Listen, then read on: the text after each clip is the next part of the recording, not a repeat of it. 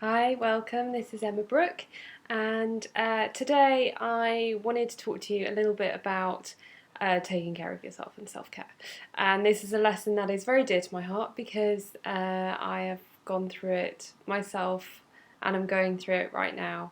Um, this week I didn't plan to, but I've managed to have a very busy week, which is awesome. My website launched a couple of weeks ago, my new website, emmabrook.net, and I've had a great response to that, which is fantastic. But it just coincided with some other responsibilities that I had to take care of, which meant that I've had very, very long days, like 13, 14-hour days, and also planned some social events that I really wanted to go to and didn't want to cancel either. So I've been go, go, go, go, go all week. And what that's resulted in is, I don't know if you can really see it, I'm going to come in a little bit closer, but if you look at this eye, I'm going to look the other way. You see how that's bloodshot? I don't know if you can see it. That is called episcleritis, and I got it about 2 years ago, back when I was in my corporate job, under a lot of stress. And I didn't know what it was, and I thought it was infectious, and it looked really gross, and it was really sore. And I ended up in an eye hospital here in London, and they said, no, it's called episcleritis. We don't really know what causes it. We think it's probably stress. Once you've had it once, you'll probably get it again every time you get a bit stressed. Leave it 2 weeks, it'll go on its own. Just kind of chill out and rest and look after yourself. It's not contagious, it's not infectious. It's a swelling of the white of the eye, which is why it looks all manky and disgusting. So ever since then, when I've been a little run down or burning the candle at both ends, it pops up.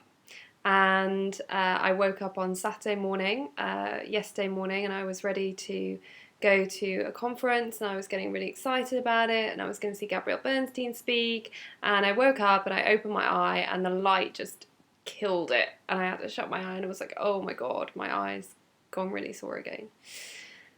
But it's fine, I got on with it, I made my commitment, and that's what I'm going to do. And I've got another busy week this week, terminating with my parents coming down to see me and my brother, which I really can't wait for. So that's all good, and I'm really pleased about it. But I know that after that week is done, I need to take some time and rest. And I guess I wanted to share that story with you because there's probably something in your own life with your own body that tells you when you're stressed. And if you're quite in tune with your body, like I do a lot of yoga, I do a lot of meditation, so I know when my body's working and when it's struggling, and I know when to push it and when not to push it. If this is new to you, I'd encourage you to do something like meditation or yoga where you get to know your body first. Or if you're not that healthy at the moment, work on getting yourself healthy so that you know when your health is taking a dip. But if you are generally healthy, you'll probably know what I'm talking about here when I say there are key things, like little triggers, little warning signs that you get that tell you you need to back off a little bit, you need to just take some time for yourself. And I'm being somewhat hypocritical here because I'm not listening to my own advice. But I am having a nice chill day today, which is good. And I have cancelled a few engagements this week, which I did have scheduled. I've pushed them out another week just because I feel like I need it.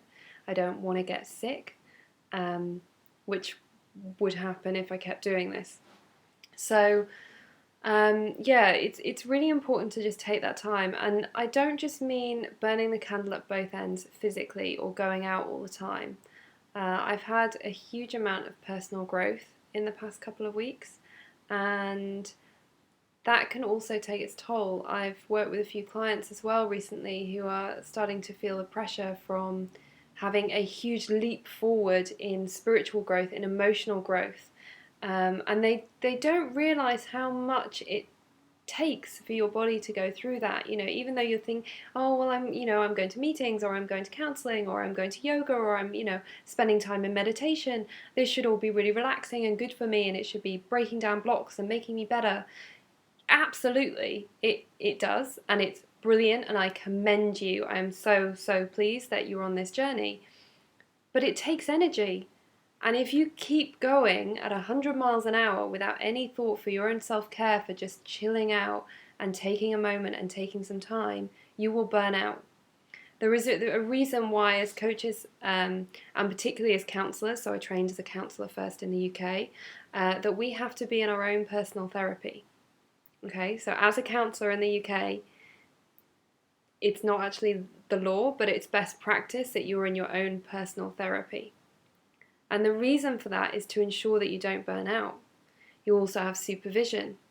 So you go to a counselling supervisor and you discuss your caseload and make sure that you're managing your cases to the best of your ability and for the best of the client. And when you're training, you kind of think, oh, I probably don't need personal counselling. I've had my share, I've worked through my problems, and now I'm all good. It's not about working through problems that you've had in your past at this point. It's just about self-care and making sure you're looking after yourself whilst you're taking on other people's problems. So I would encourage you, whatever walk of life you're in, and whatever you've got on your plate, become mindful and become aware of your own body and your own mind and what you need. And don't be afraid to say, actually, I need a break. I actually got told this week when I said, oh, I'm really busy, I'm a bit worried I might be getting a bit run down. I was told, oh, you're not busy. You're not as busy as me. I do way more than you. And it took me a little bit by surprise, and I was like, oh, because this was a friend. And it was quite painful to hear that. And initially, my defences came up, and I was like, well, I am busy. And then I was like, oh, maybe I'm not busy. Maybe I should be doing more. Maybe I'm not doing enough. And then I just took a moment. I went, do you know what? This is my body, and this is my time. And yes, I may spend a lot of time staring at my laptop, but that's because I work on my laptop.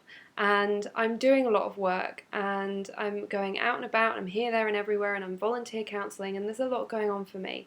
And if my body is telling me that it needs a break, it needs a break, you know? So don't compare yourself to other people. That's my other lesson.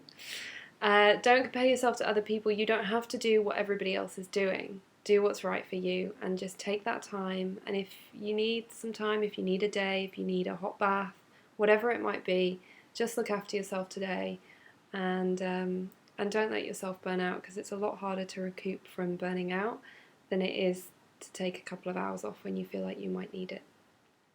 Okay, so that's it. That's my story for today. I hope this helps you. I hope it resonates with you.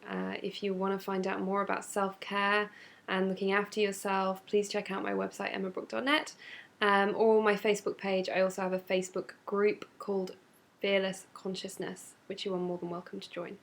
All right, take care. Have a great day. Bye.